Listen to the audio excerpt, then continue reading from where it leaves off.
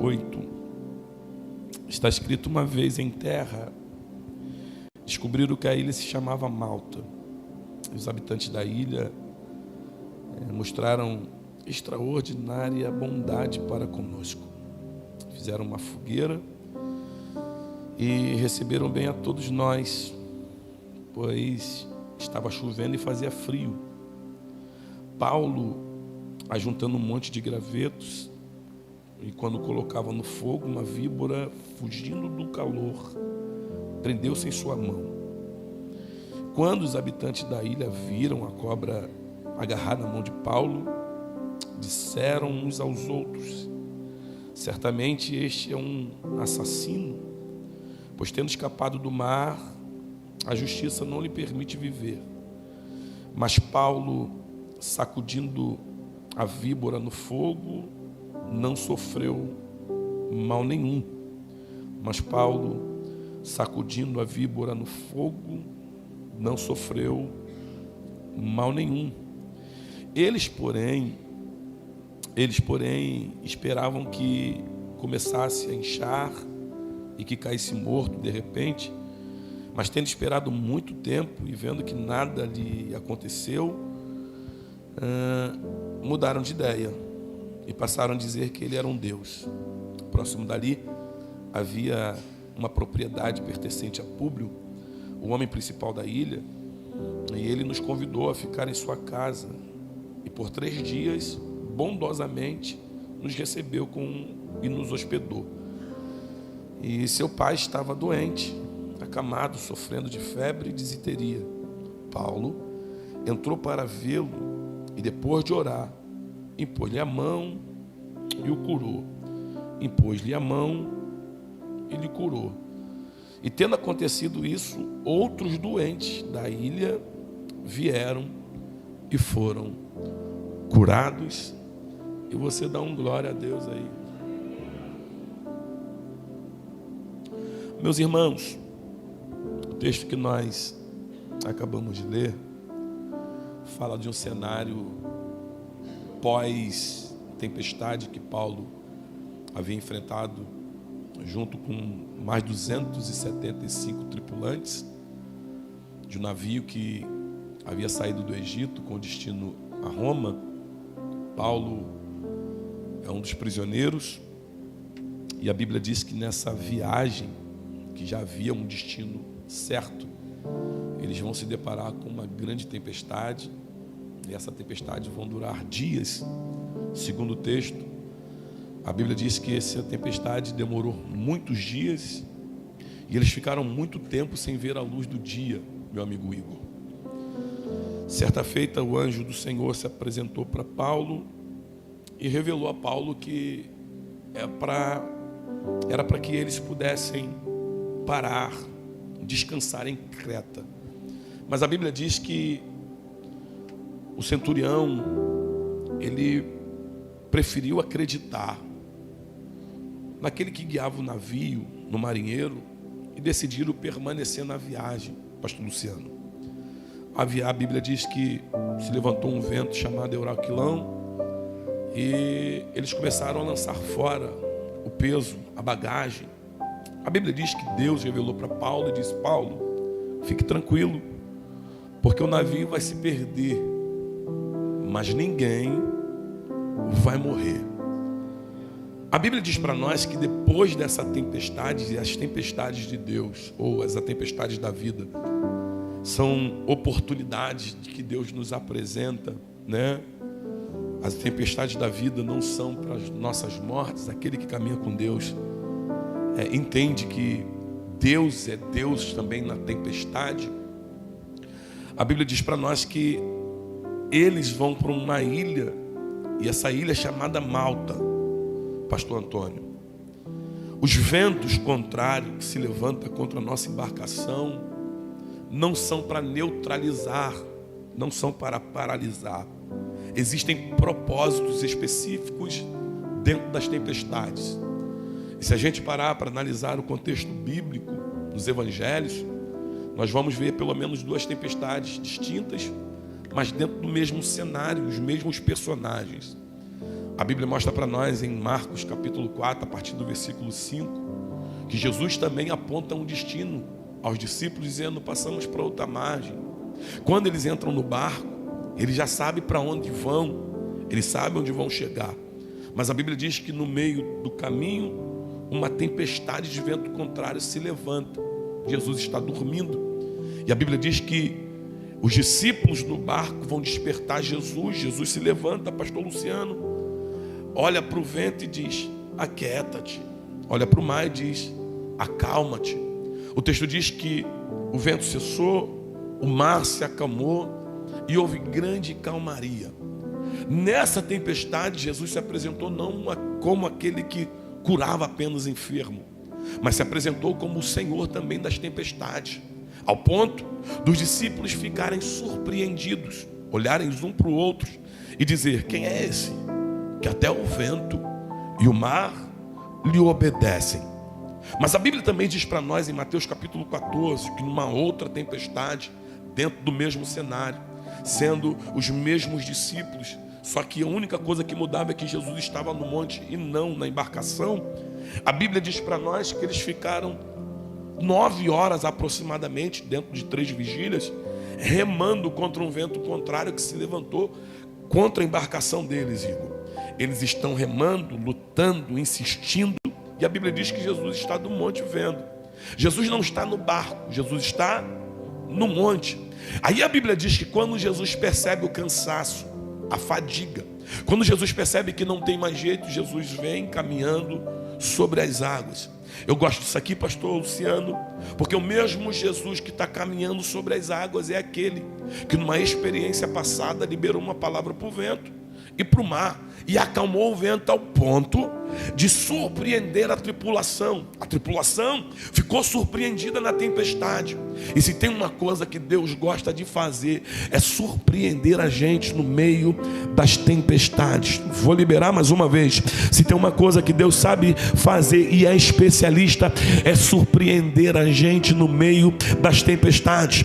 Se Jesus do monte, Igor, grita: aquieta vento e acalma mar, os discípulos iam com certeza dizer: é ele. Ele mais uma vez se manifestou e nos livrou da tempestade. Só que Jesus, ele quer agir de uma maneira diferente. E a Bíblia diz que ele vem caminhando sobre as águas no meio da tempestade. Jesus não usa o mesmo método. Por quê, pastor? Porque ele é uma fonte inesgotável. Eu grito para ele fazer as mesmas coisas. Eu canto para ele fazer de novo. Por quê, pastor? Porque eu uso as referências de milagre que vivi para repeti-las no meu caminho, porque eu sei que ele pode fazer aquilo que eu já vivi. Só que a Bíblia diz, pastor Antônio, que Jesus vem andando sobre as águas no meio da tempestade. Os discípulos, olhando para isso, gritam com medo por não reconhecê-lo. E quando eles estão gritando com medo, Jesus dá um grito de lá dizendo: não temas, porque sou eu. Eu posso liberar mais uma vez? Jesus gritou dizendo: não temas, porque sou. É Jesus dizendo: vocês conhecem aquele que acalma o vento, vocês conhecem aquele que aquieta o mar.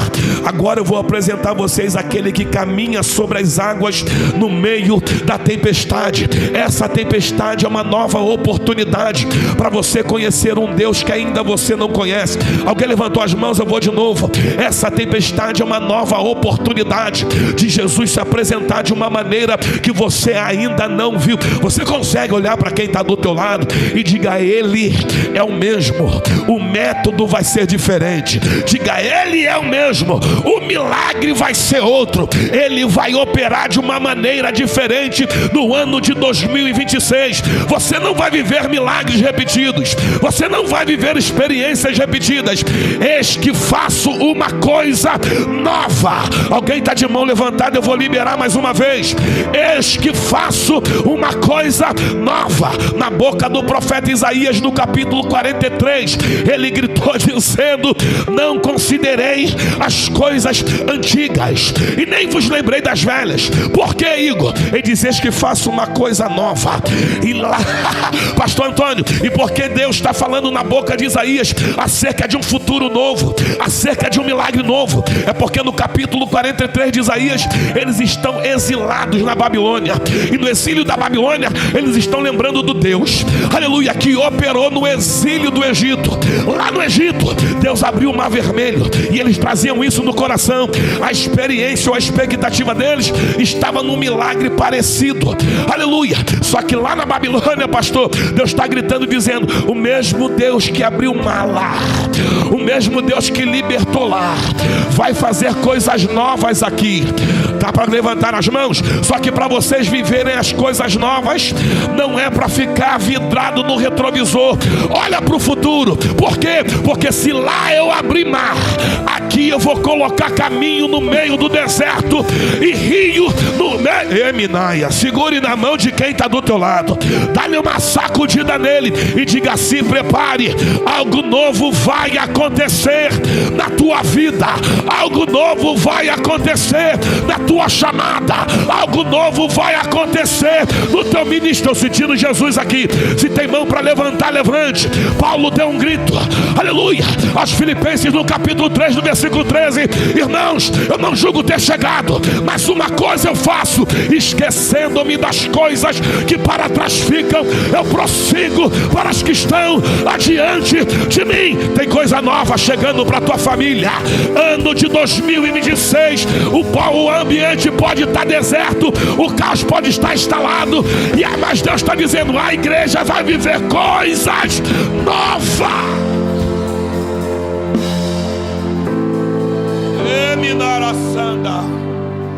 Ele se apresenta de uma maneira diferente, porque as tempestades da vida não fogem do controle dele. Ele é soberano até nas tempestades, pastor Luciano. Só que depois dessa tempestade, os náufragos que sobreviveram, uns vieram a nado, outros se agarraram nos destroços do navio. Eles vão chegar numa ilha, e a Bíblia diz que eles descobriram, que eles souberam que a ilha se chamava Malta. A ilha se chamava Malta, vem de uma expressão grega que na etimologia quer dizer mel. Uma outra origem, um outro apontamento, lugar seguro. Malta era um ambiente, pastor, de muitas abelhas, de produção, de fato, de mel. Então tem alguém saindo de uma tempestade, sobrevivendo uma tempestade, náufrago, alcançando um lugar, e que esse lugar quer dizer lugar doce, lugar de mel. E quem sabe na expectativa de quem soube que o nome era Malta, o negócio parece que vai melhorar, pastor Luciano. Parece que Deus está preparando um tempo de refúgio, de tranquilidade, de ambiente doce. Só que a Bíblia diz para nós que quando eles chegam nesse ambiente, os nativos, os bárbaros, acenderam uma grande fogueira, Igor. E por que eles acenderam uma grande fogueira? Porque tem alguém que acabou de viver, ou de escapar, ou de sobreviver numa grande tempestade. Eles não estão chegando na ilha bem, eles estão chegando cansados, molhados. Dias de tempestade que eles enfrentaram, pastor. E segundo algumas informações, quando nós estamos com o corpo molhado, roupa molhada, o nosso corpo tem a tendência de descer a temperatura 25% mais rápido do que o normal. Se eles estão sobrevivendo à tempestade, o texto vai nos dar uma informação que é inverno aqui, que está chovendo aqui. Eles sobreviveram à tempestade, mas ao chegar em Malta, alguém percebeu: eles podem morrer de hipotermia. A hipotermia pode matar eles. E aí? Vamos socorrê-los. Vamos acender uma fogueira para aquecer o corpo. Escute isso aqui. Depois de uma grande tempestade, Deus é capaz de levantar alguém para nos socorrer. Eu posso liberar isso aqui para alguém? Depois de uma grande tempestade, Deus vai levantar alguém que vai lhe socorrer. Oh, Minaia. Olha aí para quem está do teu lado e diga: pode esperar, porque Deus está visitando alguém para te socorrer depois dessa tempestade. Igor, tem alguém trabalhando para não deixar que a gente pereça, que a gente morra. Deus está visitando alguém, pastor Antônio está dizendo: acenda uma fogueira, aumenta, aleluia, a temperatura, porque quem atravessou essa tempestade não vai morrer de frio, não vai. Eu senti Jesus aqui. Será que eu posso liberar mais uma vez? Quem sabe você nem conhece quem está do outro lado, mas Deus já está visitando ele, dizendo: depois dessa tempestade ele vai precisar de socorro, depois dessa tempestade ele vai precisar de ajuda, depois dessa tempestade ele vai precisar de recurso.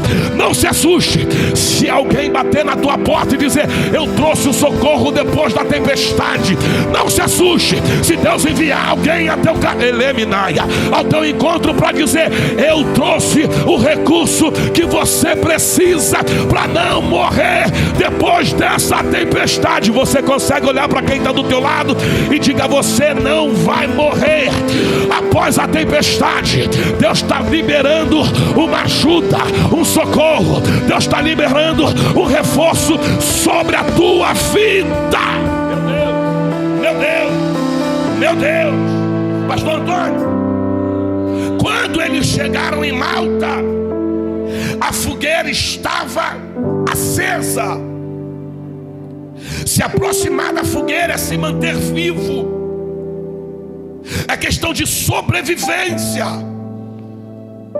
Porque depois da tempestade, se a gente não se aproxima do fogo, a gente corre um risco seríssimo de morrer, de perecer. Então a necessidade, a questão de sobrevivência é se aproximar. Não é luxo, é sobrevivência. Não é moda, é sobrevivência. Não é porque todo mundo está fazendo, é porque é sobrevivência. No final do ano tiramos 5 dias de pastor. 5 dias para a gente curtir a família, saímos. Igor, passou o primeiro dia eu estava tranquilo, no segundo dia eu estava tranquilo. Eu não tenho problema de dizer isso. No terceiro dia eu já não fiquei tão tranquilo, né, pastor? No quarto, senti falta da fogueira. Olhei para minha esposa e falei: estou com saudade de pregar, estou com saudade do altar. Por quê, pastor? Porque tem gente que é totalmente dependente. Alguém pegou? Eu vou de novo. Tem gente que é totalmente dependente de estar perto da fogueira. Aleluia! É por isso que quando o tabernáculo foi inaugurado, segundo o texto bíblico, Deus enviou um fogo para o altar do sacrifício. E quando Deus enviou o fogo para o altar do sacrifício, aleluia, Ele deu uma ordem para Arão: Arão, eu estou acendendo fogo. Esse fogo vai queimar as ofertas que vocês vão entregar a mim. Aleluia! É nesse fogo que vai ser feitos os holocaustos. É nesse fogo que a gente vai entregar a oferta. Mas o Arão é o seguinte: acender o fogo é comigo, mas manter o fogo aceso é com você. Aleluia! Você precisa fazer a manutenção do fogo. Eu vou acender o fogo, até porque foi unilateral. Não foi eles quem prepararam, não, foi Deus quem acendeu. Pastor, eu lembro de quando Deus me achou. Eu estava sujo, fedorento, abandonado, drogado. Eu estava 7 dias sem tomar banho. Eu não podia ver família, amigos não queriam estar perto de mim. Aleluia! Eu morava numa casa, Igor, que não tinha rede elétrica, não tinha móveis, não tinha comida. Eu não tinha ninguém lá. Morava eu, ratos e baratos. Aí um dia Jesus me achou e disse: vou acender um fogo. Aleluia! Eu vou acender um fogo em você. E não é porque tu é bom, é porque eu te encontrei. Não é porque você merece, foi porque eu te escolhi. Eu acendo um fogo no teu coração. Mas é o seguinte: vou acender o fogo, mas é obrigação tua manter o fogo aceso. Alguém está de mão levantada? Eu vou de novo. Sem esse fogo você não sobrevive. Sem esse fogo você não respira. Allah mandou, eu estou sentindo uma graça do Espírito Santo aqui. Ele acendeu fogo, pastor Luciano, porque não foi eu que achei ele, foi ele quem me achou. Não foi eu quem encontrei ele, foi ele quem me encontrou. E quando ele me encontrou, ele acendeu o fogo queimou, Igor, aleluia. Só que ele disse: a partir de hoje você é totalmente dependente do fogo. Olha aí para quem está do teu lado, diga para ele: totalmente dependente do fogo. Diga: sem o fogo você não sobrevive. Estar perto do fogo é questão de sobrevivência. Aleluia. Quer que eu te provo na Bíblia?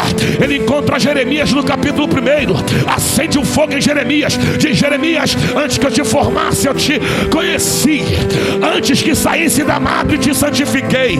Aleluia. E as nações eu te dei por profeta. Ele disse: vão se levantar contra ti, mas não vão prevalecer contra ti. Jeremias está sendo aceso, Igor. Só que lá no capítulo 20, Jeremias está sendo espancado pelo filho do sacerdote. O filho do sacerdote envergonha Jeremias. Jeremias está apanhando por causa do fogo. Jeremias está sendo envergonhado por causa do fogo. E quando ele está exposto em praça pública, pastor Luciano, ele disse: eu estou decepcionado, o Senhor me iludiu. Iludido eu fiquei.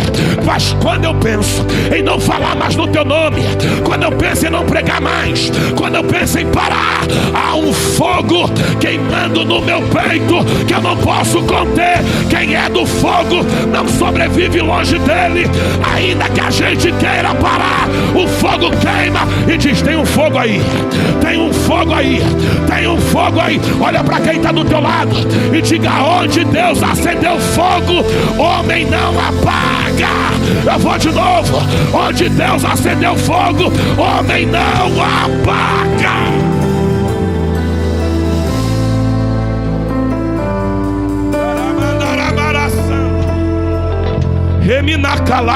Eu estou sentindo um fogo aqui. Há uma fogueira queimando no meio da Betel. Há uma fogueira queimando no meio da Betel. A Betel é uma igreja viva. O fogo queima. Deus disse: vai lá, arranca a cinza do dia passado e coloca lenha nova, porque o fogo arderá continuamente sobre o altar e não se apagará.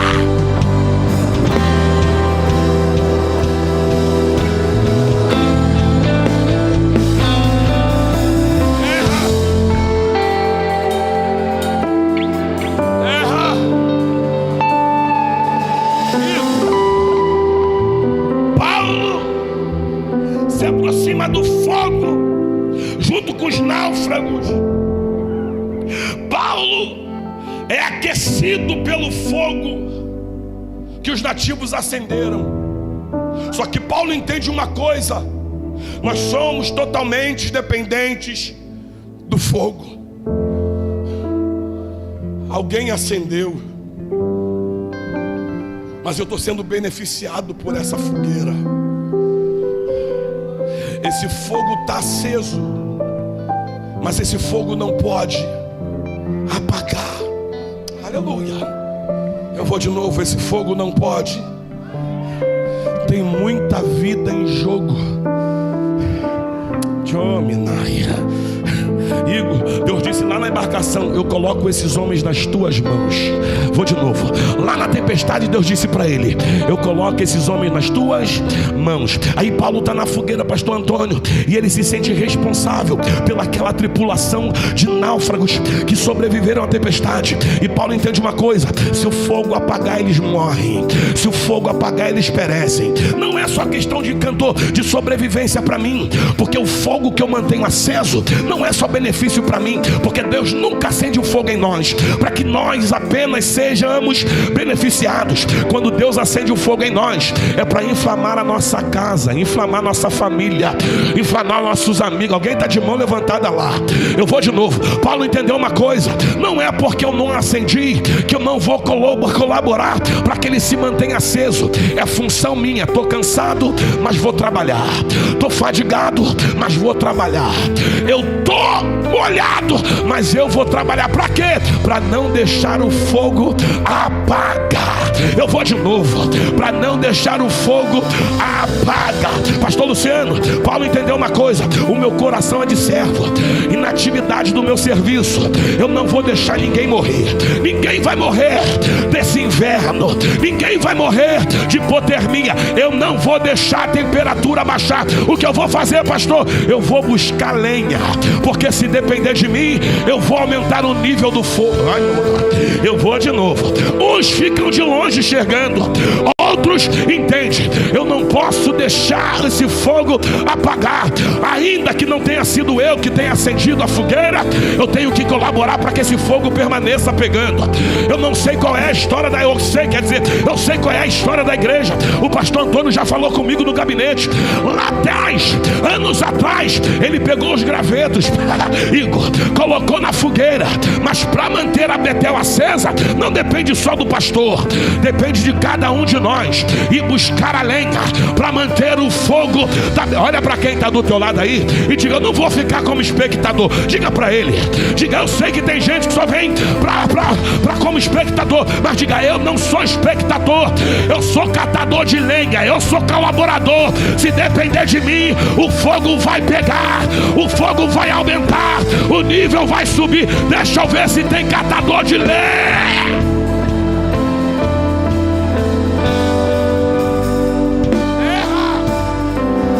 É bem verdade que alguém não pega lenha porque não está no cartaz. Alguém fica de longe porque não está na escala. Só que para o fogo continuar pegando, todo mundo vai ser beneficiado. O fogo não beneficia só um. Todos são beneficiados pelo fogo que queima.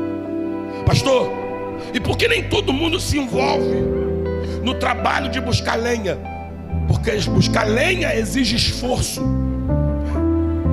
Certa feita Deus chama Abraão no capítulo 22 e diz: Abraão, pega teu filho, teu único filho, Isaque, que tu ama, leva para a terra de Moriá. Lá eu te mostrarei um dos montes, e quando eu te mostrar um dos montes, sacrifica ele em holocausto para mim. A palavra holocausto na etimologia quer dizer queimar por inteiro. Queimar. Então Deus está dizendo que eu quero uma oferta inteira queimada. Onde? No altar. Só que antes dele separar Isaque, antes dele levar Isaque, ele corre para cortar lenha de madrugada. Porque só tem fogo no altar se eu tenho disponibilidade em cortar lenha e colocar combustível. Todo altar exige esforço. Elias dá um grito com Acabe e diz: vamos fazer um desafio. Faz com que eles façam o culto deles, os profetas de Baal e os profetas de Azera, e pede que mande fogo do céu. O Deus que responder com fogo, esse será Deus sobre Israel. A Bíblia diz que os profetas falsos se mutilam, gritam, pulam, nada acontece. Quando chega a vez de Elias, a Bíblia diz que antes dele orar, ele restaura o altar que estava quebrado, Igor. E depois de restaurar o altar, ele coloca lenha. Ele coloca... Por quê, pastor? Porque para a resposta da oração de Elias é fogo. Elias vai orar por fogo. O fogo é manifestação da verdade no altar de Elias. Só que Elias entendeu uma coisa: antes de eu orar por resposta, eu tenho que colocar combustível, eu tenho que colocar lenha. Olhe para quem está do teu lado e diga: tem gente que quer fogo, mas não quer buscar lenha. Diga: para o teu altar permanecer queimando, é necessário colocar combustível nele. É necessário colocar lenha nele. Eu vou liberar mais uma vez para quem é do fogo. O fogo arderá. O fogo arderá continuamente sobre o altar e não se apagará. Eu sou totalmente dependente do fogo. Só que nesse ofício, ou nessa predisposição de servir, pastor Antônio, mesmo cansado, mesmo fadigado da tempestade, Paulo vai catar lenha, Paulo vai catar graveto. Paulo não está preocupado com si só. O ofício de Paulo faz com que muita gente não morra, com muita gente permaneça vivo. Porque tem gente que só está vivo, não é por mérito deles, é porque tem um Paulo que carrega lenha para manter a fogueira acesa. Quem sabe eu estou pregando para uma mãe aqui que tem um filho problemático lá, e na realidade, por tudo que ele está cometendo, já era para ele estar morto há muito tempo. Mas ainda bem que tem um Paulo lá.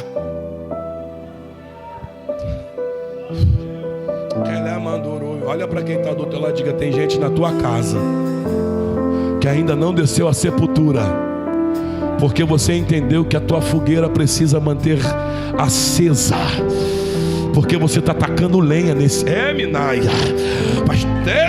Minaia, eu vou liberar mais uma vez. Tem gente lá que já era para ter descido à sepultura, mas porque tem alguém que está com predisposição de colocar lenha na fogueira, Deus está dizendo: estou guardando, estou livrando. Aleluia. Pastor Antônio, antes da minha conversão, minha mãe é pastora. Aleluia. Minha mãe é missionária desde quando eu me conheço por gente.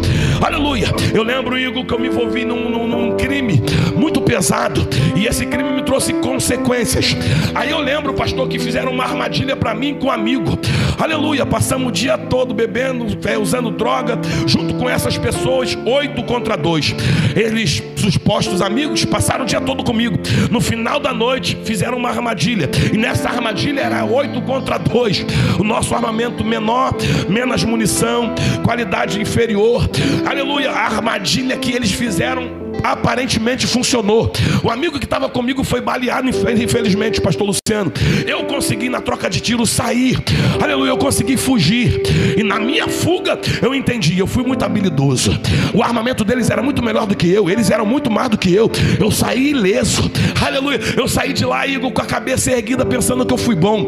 Aí no dia seguinte, ou 2 dias depois, me perdoe, eu encontrei minha mãe. E quando eu encontrei minha mãe na esquina, pastor, veio um casal na minha direção. O varão colocou o dedo no meu rosto e disse: você lembra de sábado? Eu disse: lembro. Ele disse: lembra dos tiros? Eu disse: também lembro. Lembra da armadilha? Eu falei: também. E do amigo baleado? Eu disse: também. Ele disse: a cova estava aberta, era para você descer. Olha o que ele disse, Igor: e você não desceu porque tu é bom, você não desceu porque tu foi habilidoso, é porque tem alguém aqui, apontou para minha mãe, que lá no monte Deus olhou para ela e disse: enquanto tiver lenha queimando na tua fogueira, na tua casa o diabo não toca, na tua família o diabo tem mão para levantar. Por favor, eu não sei se você crê, mas enquanto eu estou pregando, o Espírito Santo me impulsiona a liberar uma profecia. O varão do livramento desceu na taquara, Geminaia, o caixão está explodindo e a cova está sendo fechada. Porque, pastor, tem lenha, tem lenha, tem lenha. No meu altar não vai faltar fogo, eu vou colocar combustível lá.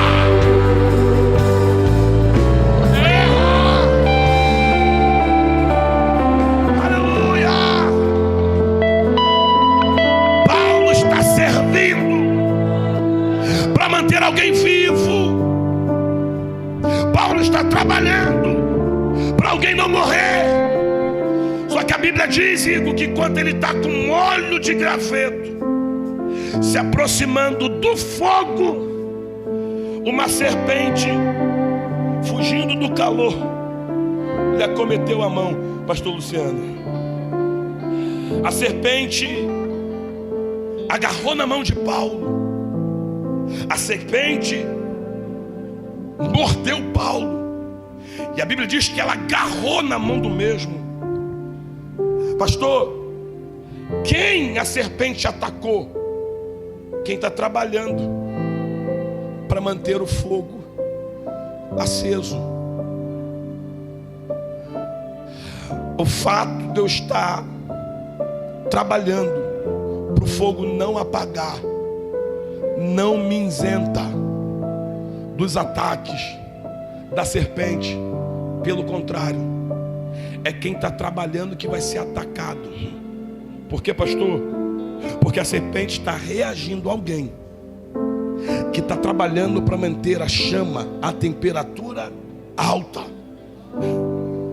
A Bíblia diz para nós que a serpente estava junto com os gravetos. Pastor Luciano, isso aqui me chamou a atenção. Eu fui tentar entender porque a serpente estava lá e Paulo não viu. Porque enquanto os gravetos estavam longe da fogueira, enquanto os gravetos estavam distantes do fogo, a serpente parecia graveto. A serpente no frio, e aqui a Bíblia diz que eles estão no inverno e tem chuva aqui. E a serpente no frio, segundo a biologia, ela entra no estado de letargia. Pastor Luciano, esse estado de letargia faz com que ela diminua o batimento cardíaco. Ela diminui a sua ação. Ela fica como se tivesse hibernada, mas é algo diferente, porque hibernado dura dias. Ela fica de uma maneira imóvel, como se não tivesse viva. Está viva. Ela só está se recompondo, porque você sabe que serpente se apresenta próximo ao calor. Ela não resiste ao fogo, mas o calor atrai a serpente. Quando ela está nesse estado, pastor, parece que está morta. Porque no estado de inverno ou ambientes frios, a serpente se disfarça e fica ali como se ela não tivesse. Porque se tem um ambiente que a serpente fica e ninguém percebe, é no ambiente frio. Onde há frio, tem serpente, ainda que ninguém perceba. E o fato de não perceber não quer dizer que ela não está lá. Ela é especialista em se esconder no meio dos gravetos quando a temperatura é baixa. Eu não sei se você já percebeu que a serpente só reage quando você chega no fogo. A gente é capaz de conviver, e escute, eu não estou falando de pessoas. A gente é capaz de conviver muito tempo perto de serpente e não perceber que ela está ali. Por quê, pastor? Porque o ambiente que a gente frequenta é frio. E ambiente frio, parece que ela não está, mas ela está ali, envolvida, intocada, encoberta, disfarçada. Pastor, como revelar que se tem serpente do meu lado? Chega perto do fogo. Pastor, enquanto Paulo está com fecho de graveto na mão, distante da fogueira, a serpente parece graveto. Mas a Bíblia diz que quando ele chega perto para atacar a lenha no fogo, a serpente reage. Por quê, pastor? Porque se tem uma coisa que a serpente odeia, é ver alguém trabalhando para manter o fogo aceso.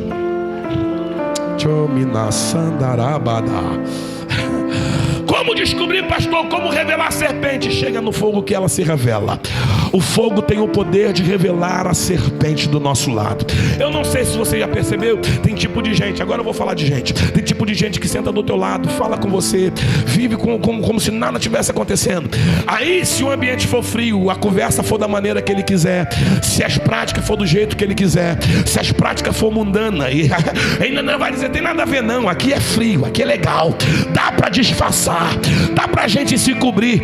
Aleluia. Existem gravetos envolvendo cobras, envolvendo serpentes sem saber. Por quê, pastor? Porque graveto longe da fogueira não revela a serpente. Mas quando o graveto chega perto da fogueira, é só mudar a conversa. É só dizer, o culto foi bom hoje, hein?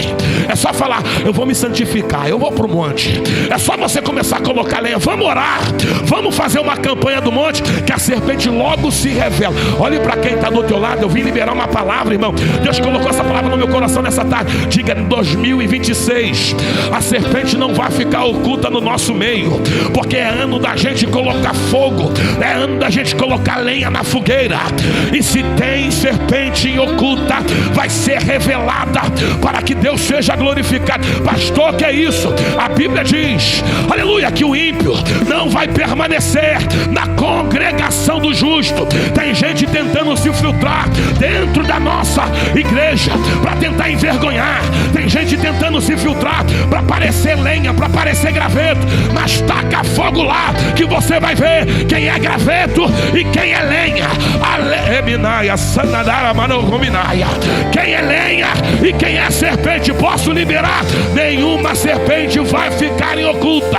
Eu vou de novo, porque não há nada encoberto que não possa ser revelado por ele. Chega no fogo, meu filho, que a serpente sai. Entra no fogo, filho, que a serpente vai. Meu Deus, pegue na mão de quem está do teu lado e diga: a serpente não vai ficar na tua casa, a serpente não vai atacar a tua família, a serpente não vai ficar no teu ministério. Se for serpente disfarçada, vai cair por terra, porque o fogo vai pegar. Deus vai revelar quem é graveto e quem é serpente. Até parece, Igor, mas não é a mesma coisa. Quando ele vai lançar no fogo, diz o texto, ela picou Paulo, a mão de Paulo. Escute isso aqui. Ela foi na mão, meu pastor, de alguém que tem mãos ungidas. Posso liberar de novo? Ela não atacou os pés de Paulo, ela atacou as. Atos capítulo 19, versículo 11 está escrito: e Deus fazia milagres extraordinários através da mão de Paulo. Perceba que a serpente não ataca a qualquer lugar, ataca onde a unção foi liberada. A serpente, pastor Luciano, não vai atacar qualquer área, vai atacar a área que é usada para abençoar, vai atacar a área que é usada para Deus curar. A mão de Paulo está sendo ferida. Enquanto ele está trabalhando, Paulo não estava de bobeira à toa. Paulo estava trabalhando para manter alguém vivo. E pastor, na prática do serviço, ele foi furado, foi atacado, ele foi ferido. Porque não é porque eu estou trabalhando para Deus que eu estou isento das feridas da vida. Não é porque eu trabalho para Deus que Deus vai me isentar das feridas. Às vezes eu serei ferido no ofício do trabalho.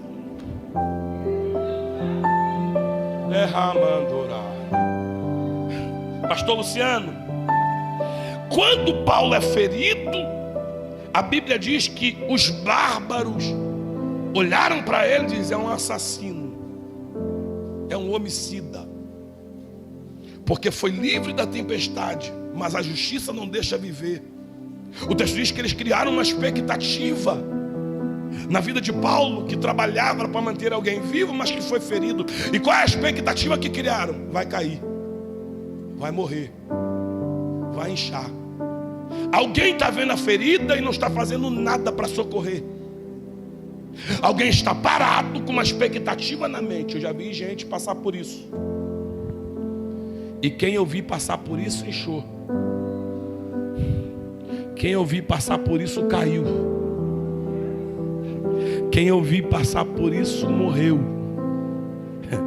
Pastor Antônio, Paulo está com a mão ferida. Alguém está criando uma expectativa acerca de Paulo, o que vai acontecer. Só que Paulo não vai largar a lenha. Vou de novo. Paulo não vai largar. Paulo não vai se vitimizar. Paulo não vai se justificar para quem criou expectativa. Até porque Paulo entendeu uma coisa: o fogo que revela a serpente é o mesmo que mata a serpente. Eu vou de novo, hein? O fogo que revela é o mesmo que garante o chamado, é o mesmo que garante a unção. Eu não vou discutir com quem está com expectativa. Eu vou jogar a serpente no fogo. Eu vou sacudir a serpente no fogo. Olha para quem está do teu lado e diga: não perca tempo escrevendo textão no Facebook. Diga: não perca tempo tentando justificar o que já sabem ao teu respeito, mas não querem entender. Enquanto você bate boca com alguém para tentar justificar a tua vida, tu está perdendo tempo com aquilo que de fato merece as tuas energias. O que merece a tua energia, pastor? Lançar a serpente no fogo. Não, olha para quem está do teu lado, por favor, e diga: lugar de serpente é no fogo. Não dá para conviver com serpentes. Serpentes têm que ser lançadas no fogo, porque o mesmo fogo que revela a serpente é o fogo que vai.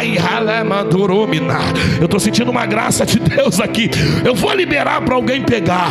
Deus está me trazendo na taquara para dizer para alguém: aleluia, é noite de jogar a serpente no fogo. Eu não deixei ela oculta, eu sei que te feriu, mas lugar de serpente não é envolvida na tua mão. Lugar de serpente não é envolvida contigo. Lugar de serpente é lançada no fogo. Lugar de serpente, olha para quem está do teu lado e diga: lança essa serpente no fogo. Escute aí. Paulo lança a serpente no fogo, pastor Luciano. Alguém está com uma expectativa: vai cair, hein? Vai parar de pregar, hein? Vai parar de orar, hein? Vai parar de servir, hein? Vai meu pastor, quem vê as feridas que é criadas no ministério, julga, uma hora para, uma hora desiste. Eu estou pregando para quem é linha de frente. Quem é linha de frente sabe do que eu estou falando. Quantas feridas nós acumulamos? Quantas vezes nós fomos feridos servindo, e que aquilo que a gente servia de fato às vezes nem era para nós. Às vezes a gente estava colocando lenha para que alguém permanecesse vivo, e no ofício, na prática do ofício, nós fomos decepcionados, frustrados. A Bíblia diz que na última ceia Jesus está sentado junto com os discípulos.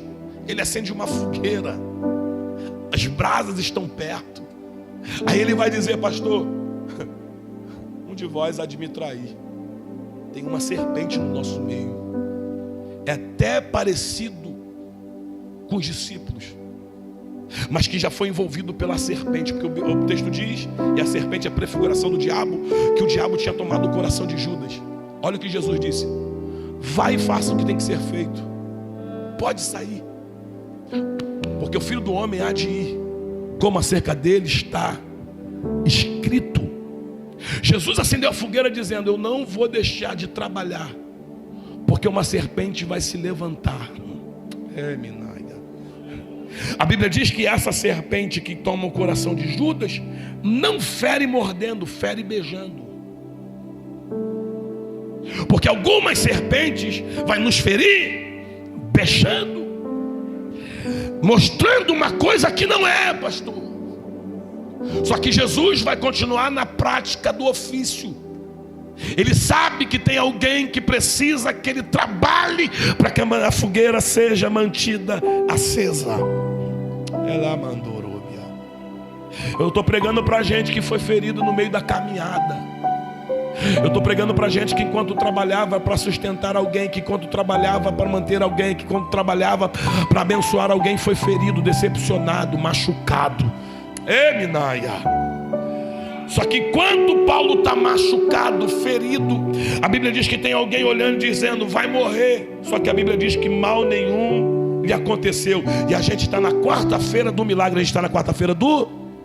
Olha para quem está do teu lado, diga: quem está envolvido na fogueira não vai morrer com o veneno da serpente. O fogo da fogueira está neutralizando o veneno da... Eu vou de novo. O fogo da fogueira está neutralizando o veneno da serpente. Diga para quem está do teu lado, diga: serpente feriu, mas o veneno está sendo neutralizado. O livramento de Deus chegou para a tua vida. Deus não vai deixar com que você morra com o veneno da serpente enquanto você trabalhava para manter alguém vivo. Tem milagre acontecendo na tua vida agora. Você vai bater no peito e dizer para quem está na expectativa: eu sou o próprio milagre em torno da fogueira. Eu vou de novo. Alguém está dizendo: o cantor vai morrer. Alguém está dizendo: o cantor vai cair. Alguém está dizendo para o cantor: vai inchar. Só que a Bíblia diz que eles esperaram muito tempo. E tem alguém que vai ver que o milagre vai acontecer na tua caminhada, porque o milagre vai acontecer enquanto Paulo resiste. A serpente feriu, mas o texto diz que eles estão olhando para Paulo e Paulo está de pé. Estão olhando para Paulo e Paulo está de pé. Estão olhando para Paulo e Paulo está de pé. Estão olhando para Paulo e Paulo está de pé. Alguém está dizendo, mas vai cair? Não, não, permaneço de pé. Mas não vai parar? Não, não, permaneço de pé. Vai parar de orar? Não, não, permaneço de pé. Vai entregar a carteirinha? Não, Paulo, não, permaneço de pé. Por quê? Porque eu não sou qualquer um.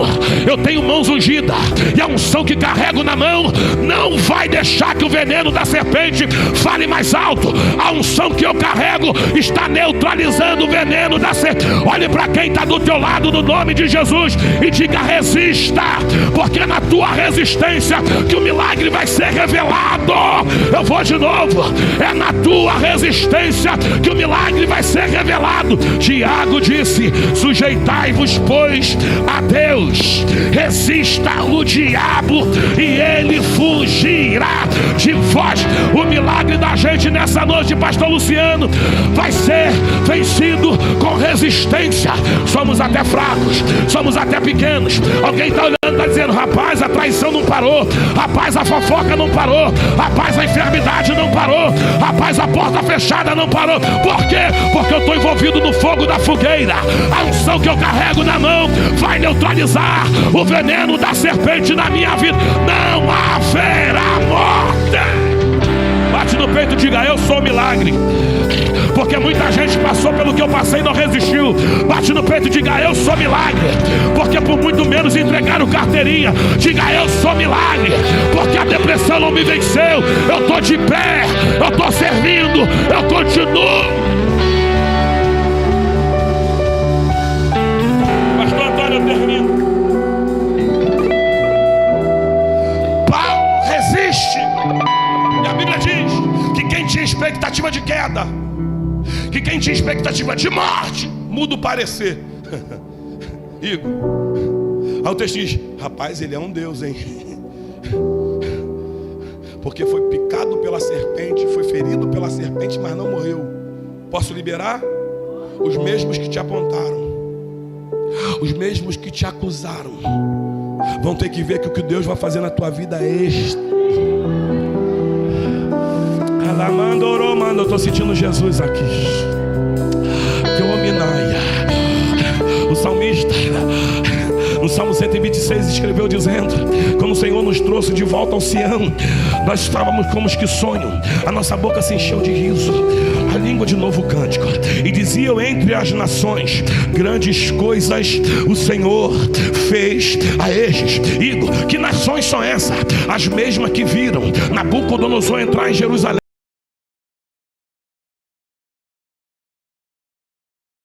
pegar os cativos e descer para a Babilônia.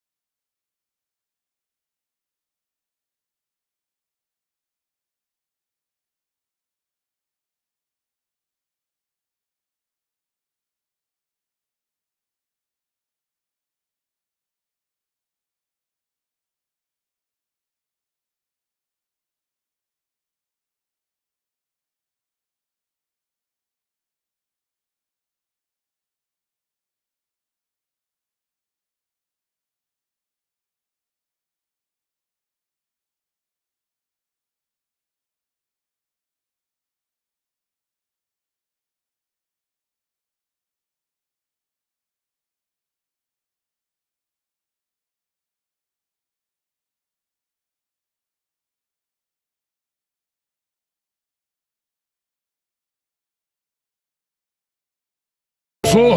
Estou ferido.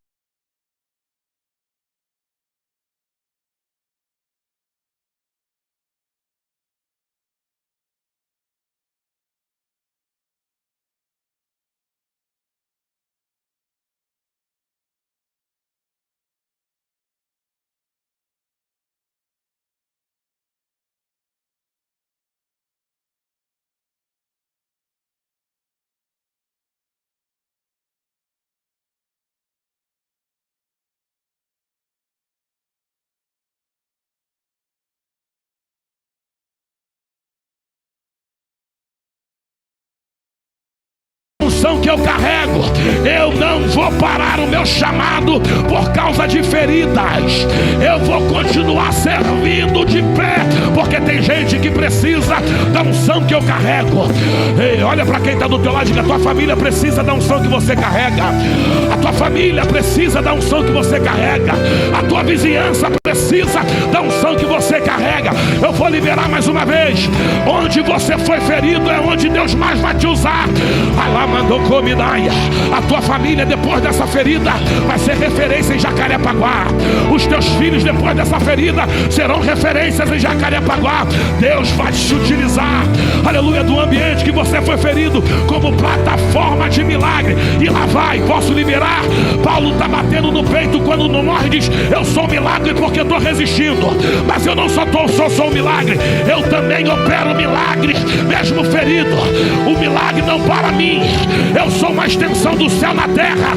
E se for necessário, todos os enfermos serão curados por intermédio da minha vida. Você tem duas mãos para levantar. Acabou de descer uma unção de renovo na Betel. E a palavra imperativa é essa: você não para, você não desiste. Se for necessário, eu te arranco pelo cabelo como eu fiz com Ezequiel, mas a tua caminhada vai permanecer.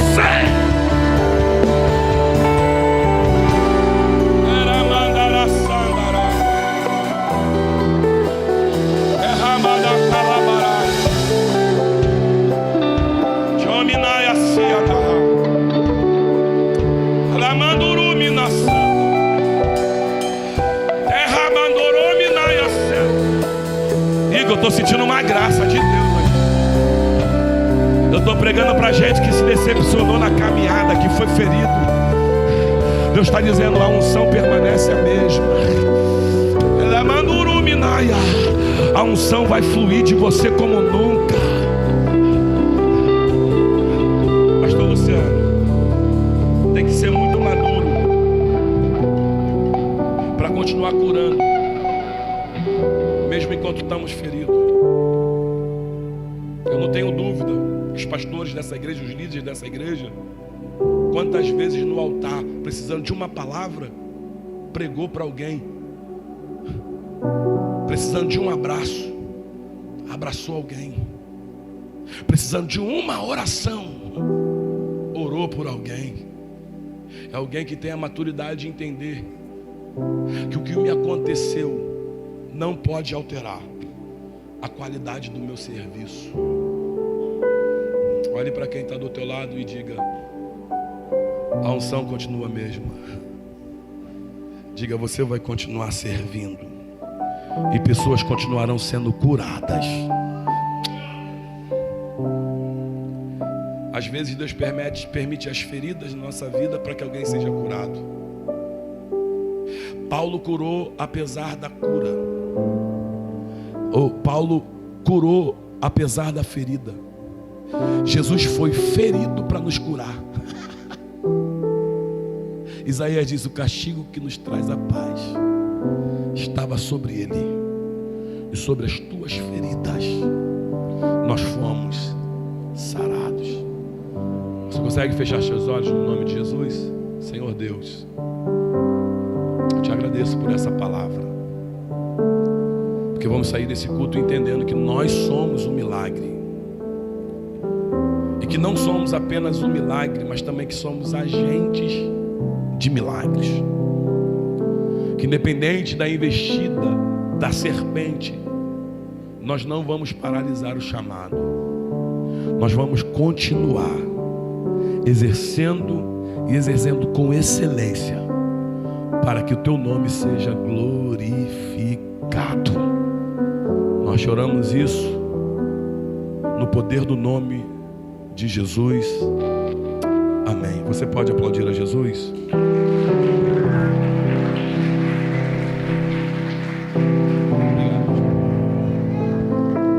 Meus irmãos, diante dessa palavra liberada sobre as nossas vidas, eu não sei como você entrou aqui nessa noite. Eu não sei qual serpente possa ter mordido alguma área da sua vida. Eu não sei qual decepção foi causada